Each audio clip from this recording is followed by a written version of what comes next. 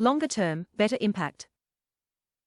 The recent ordinance that allows the Centre to extend the tenure of the Director of the CBI is timely and merited. The central government's decision to give a 5-year tenure to heads of the Central Bureau of Investigation, CBI, and the Enforcement Directorate, ED, has drawn a lot of flack. The opposition smells a rat in the ordinances issued a few days ago.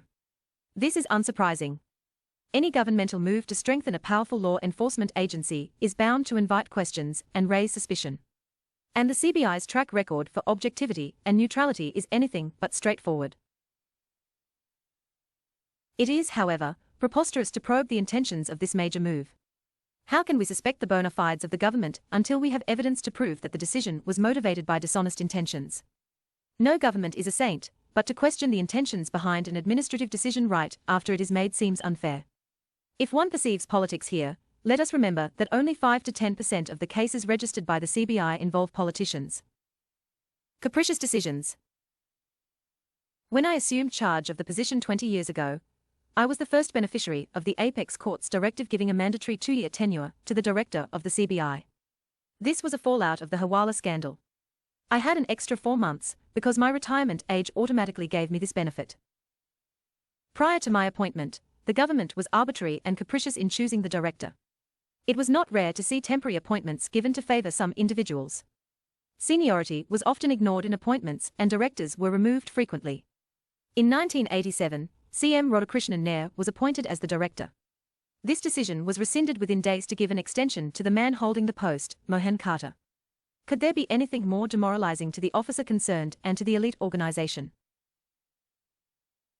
The recent ordinances are timely and merited.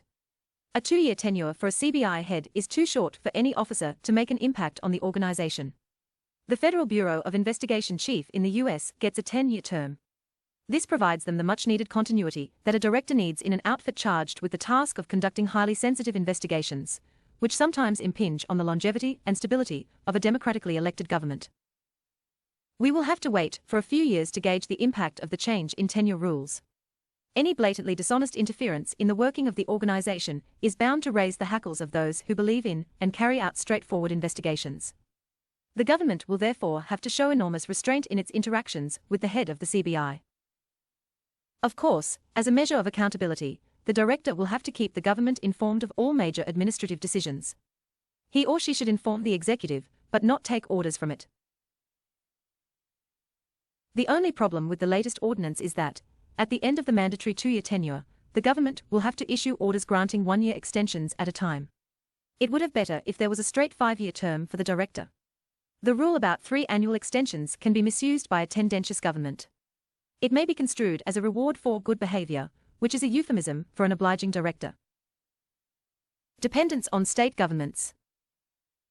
Successive chiefs have suggested the drafting of a CBI Act to ensure that the organization is not dependent on the state governments, many of which have withdrawn consent for the CBI to function in that state. The Supreme Court has recently made caustic references to this objectionable development.